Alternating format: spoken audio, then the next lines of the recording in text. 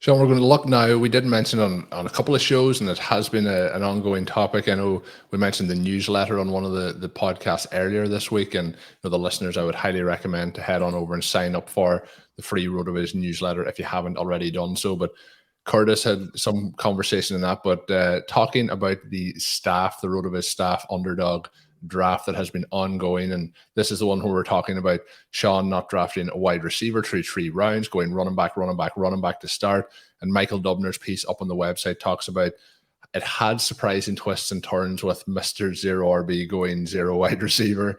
So there's a lot of fun conversation, Shawn, happening around this recent draft that is ongoing. But the draft board is up through 10 rounds, so we have all 10 rounds up on the website for people looking to check into those. But obviously it's a half-point PPR over at Underdog. Is there anything, Shawn, outside of your incredible start to the draft, how's things playing out for you since that? I know there has been in round 6 and 7 2 running backs taken, or 2 wide receivers taken off the board for you, but it's not been all wide receivers since that point.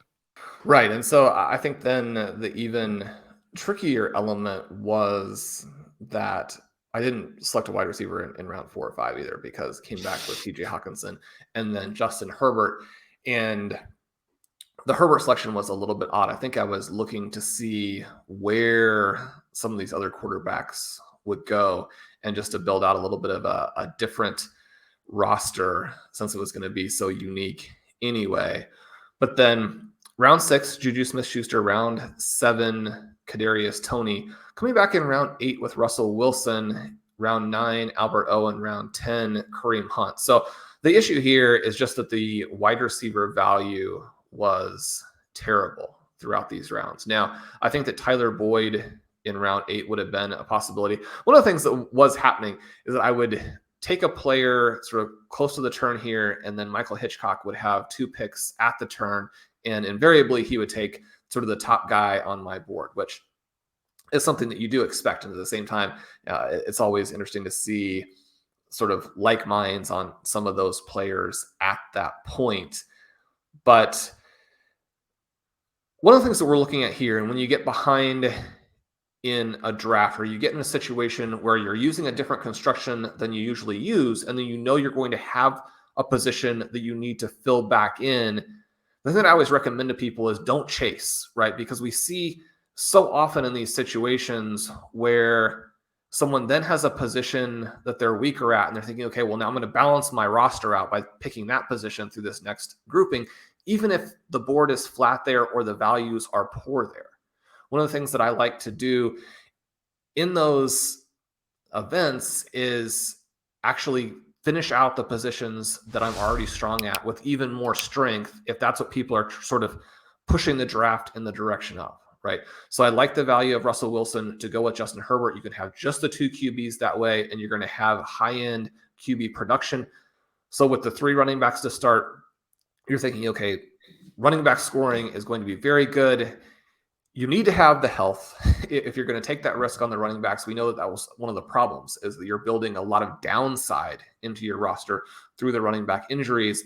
But in this case, when you're gambling to win this particular league, you need those guys to stay healthy. That helps you with the flex position if they do, because the running back scoring in Underdog is going to be something that helps you then potentially in the flex. Come back with Kareem Hunt in round 10, a fantastic value there. Sort of round that out to them. We can be very wide receiver heavy in rounds 11 through 20. The selection of Albert O, obviously very high on him, but again, the same idea where tight end is going to be strong, QB is going to be strong, running back is going to be strong, and then don't have to worry about that as we draft in the double-digit rounds. Now, it's not a matter of, okay, suddenly this is easy, or there are no problems with it, or you can just simply switch to wide receiver and now everything is fine. One of the things that we talk about a lot is that the roster construction explorers have been very definitive in saying, look, wide receiver is not deep the way people think.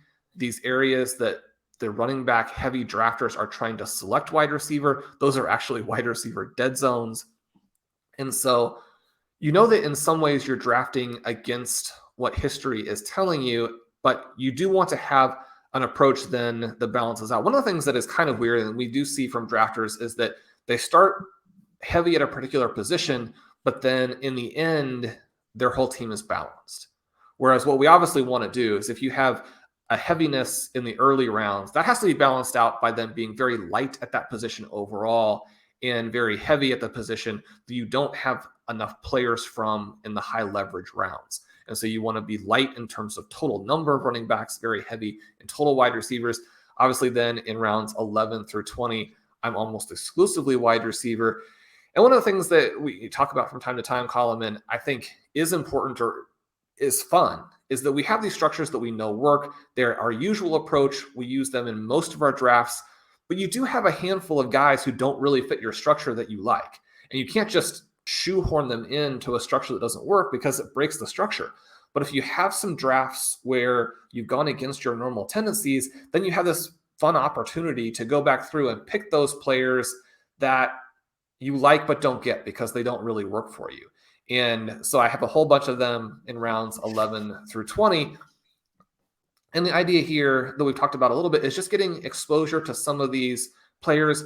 They're probably not the big volume receivers, but they're receivers who are connected to elite quarterbacks, or they're rookie wide receivers to where we have a very wide range of outcomes. So we add a bunch of those guys to the roster, and we're looking at potential scenarios where that could work out. So in some ways, you're still kind of drafting against the tide, but you put together an overall draft where if the things break correctly, it could work out. Whereas obviously the issue that people run into is when they draft a structure and a team within that structure where even if they're right, they're not going to win.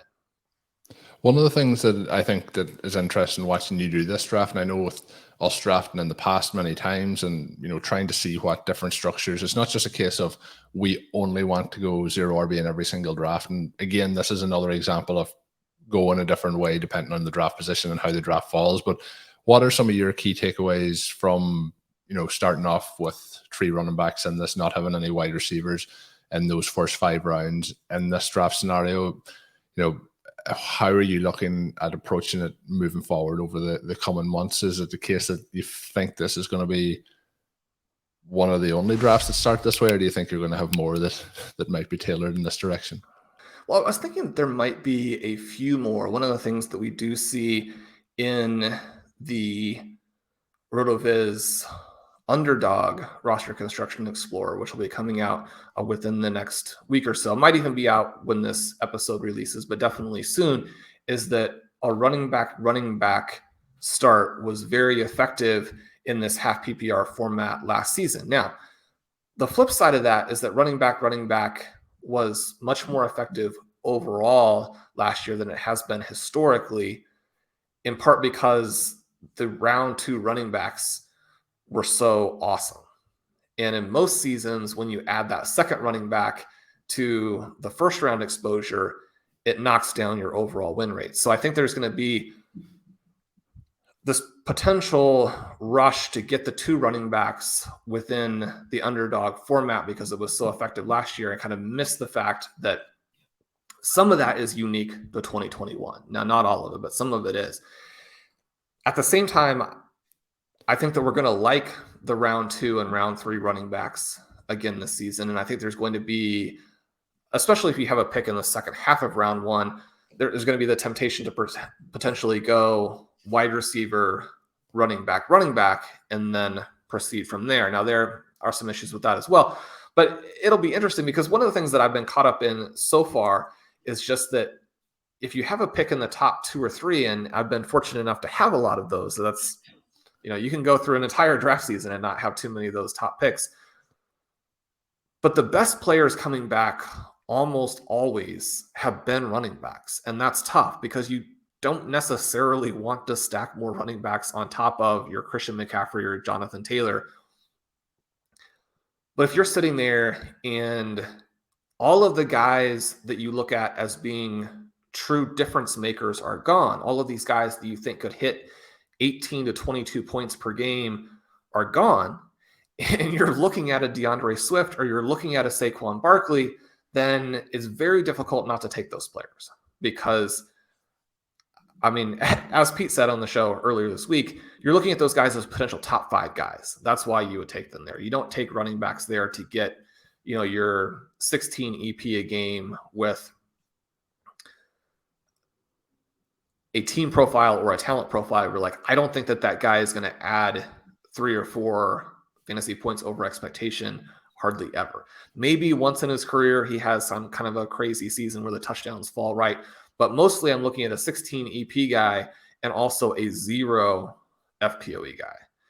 That's not the person you're wanting to take in that range. But if you see someone that you think could be the overall running back 1, it's hard to then just say, well, I'm going to take wide receivers because that's the structure. If the wide receivers are just like the guys that you're going to be taking in rounds 4 and 5, but again, then the problem is once you get to rounds 4 and 5, what do?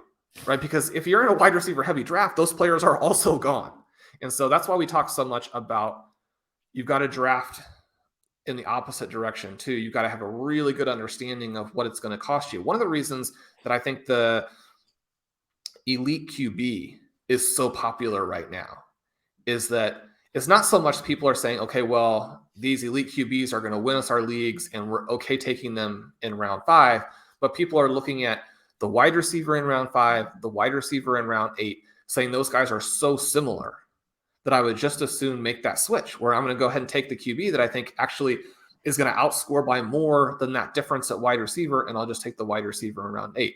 As we move through the season and the tiers shift out a little bit, maybe the rookies rise or the quarterback situations get better for more players, and you're thinking, okay, well, now there's a tier break.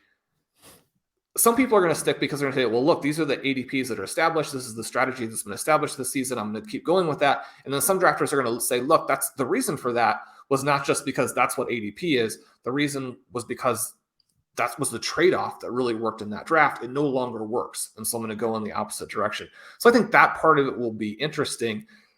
But the flip side of it then is that in the second half of drafts, you see wide receiver, wide receiver, wide receiver, and it actually looks like this 0 RB dreamscape and maybe one of the best years that we'll see for it. And so there have been some other seasons that this has been mildly the case. I don't remember one that it seemed just so strikingly the case to where, a top 3 or 4 pick is running back times 3, a bottom 7 pick is wide receiver times 5.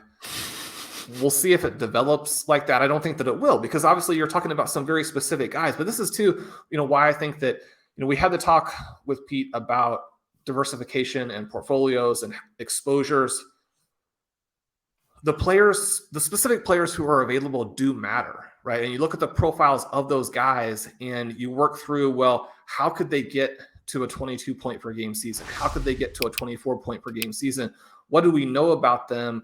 And both them specifically and guys who have had their profile in the past, their offenses, all of that kind of thing. And you're talking about specific players, and as the players move around, it's going to influence the structure. So that's why I think that the drafting is so fun and why the structure doesn't limit you, right? It's the idea is to amplify what you're doing. You're going to make the structure work with the players that are there. Player selection, I think, still very, very important as you go through here. If you're overweight on the league winners, which I strongly believe you could be, then you're going to have very good seasons. It's going to be a really fun season. You mentioned there a couple of different things that were fascinating around the overall structures. And the draft that I did recently with Zachary Kruger, we drafted from the 104 slot, and we talked before the draft about if you're drafting from kind of 101 through 104, like you touched on there, when you're getting into the second and third round and into the fourth round, there's a lot of the best picks are running backs unless things work out for you perfectly at wide receiver. So definitely on point there. Did you enjoy that clip? Make sure you hit that subscribe button to get more content from RotoViz. And of course, you can check out full-length podcasts at rotoviz.com/podcast. Available on all podcast platforms. Check out our wide range of content. Once again, rotoviz.com/podcast.